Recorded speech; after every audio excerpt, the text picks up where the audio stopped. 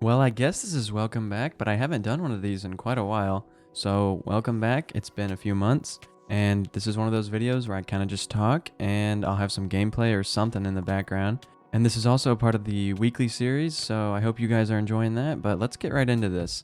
Today I wanted to talk about the relationship between Minecraft and YouTube, because at least for me, they have a very close relationship. Like, Minecraft's explosion onto the internet happened because of YouTube, right?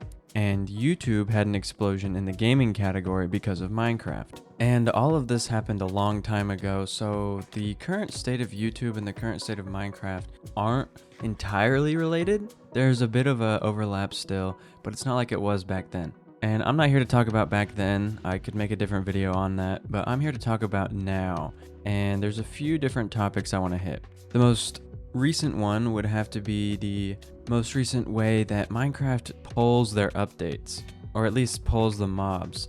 I know this is really original and very non-controversial for me to talk about this right now, but I feel like the poll system is just not good. You know, it's a vote, it's not a poll, but still they could use a poll system like in other games where you put 3 different votes out, and let's say for the armadillo you say, okay, if 60% of the community votes yes for this mob, we'll add it. And you do that for all 3, right? But if one of them gets 40%, it doesn't get added. So that the majority wants it to be in the game, right?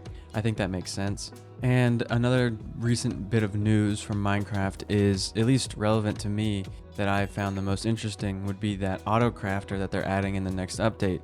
I never thought that I would see the day where they added auto crafting into the game. But the way that they did it, it does feel vanilla-ish. It kind of reminds me of how a brewing stand works. So I'm not going to be surprised if they add some sort of fuel, if that makes sense.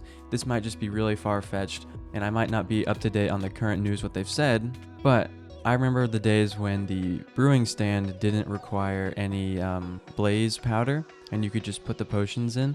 So with this crafting table, maybe it will need something like coal or something so that it can run. But if not, I still think it'll be good. It's going to take a lot of knowledge on redstone and how the hoppers work and, how to lock hoppers and stuff. It's not going to just be for someone who jumps in and says, oh, I'm going to auto-craft this wheat.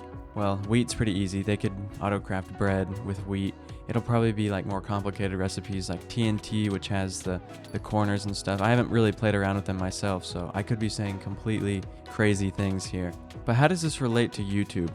Well, they do live stream the polling and the release of this event on YouTube, right?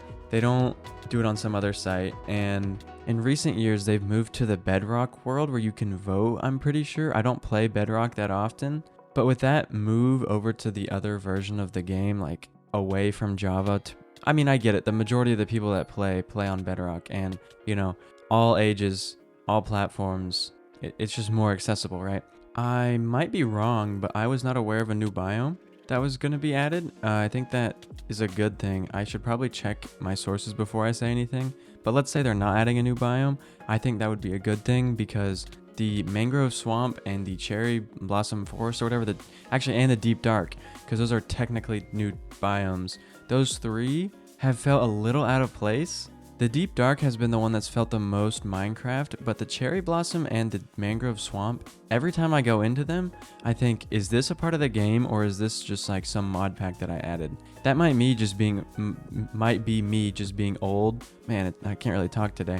Anyway, it might be me just being old and not understanding that, oh, this is, games get updated, the change in graphics, it just feels different. Because I remember when the ores and stuff were changed and then Deep Slate was added and all that. It might just be my being stuck in the past of the past versions of the game. But those 3 haven't felt entirely Minecrafty. I don't know if that makes sense. The stuff that they added, except for the sniffer, has felt pretty Minecrafty. The camel, that's a great example of something that I felt like fits in with the game well. The weird small archaeology update, that works well. It's kind of odd, but it works. All of this has added to the content that people can make on YouTube with Minecraft. Now, I don't know the biggest Minecraft channel. I know a few that have tens of thousands or tens of millions of subscribers out there, but I do not know the biggest one right now. And recently, there's been a move towards these videos that incorporate long grinds and massive builds, which I do enjoy watching those. There's nothing wrong with them at all. I really do enjoy them. But it honestly is feeling like it's moving away from just the Minecraft aspect and look, this is a build, because the regular person, when they play Minecraft, they don't play to build some massive fortress or castle or whatever. They build to build their house, and then they get their stuff, and then they build their city with their villages and everything. But some of these videos that I'm watching, the scale of the projects would take the normal person years to complete, right? But I get that because most of these people who are putting all this time into the game are making money off of it. And so I'm thinking, well, what if YouTube didn't have a money incentive? There would be none of these. I'm very certain that these videos would not be uploaded because people would just be like, why am I going to waste my time doing all of this just for views, which is numbers and no money? Now, I could be completely wrong, but those type of videos I feel like are not out there for the large audience in like a relatable way, if that makes sense. Now, there are still a few people out there, and I still watch them, that have had these worlds that have been going on for 10 years or so, right? And their episodes are, okay, we built this small tree farm, right?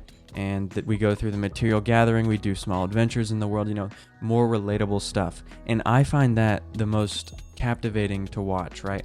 If you can relate to somebody in a video through a screen, I feel like you're going to give that person their retention rate, their clicks, their likes, whatever.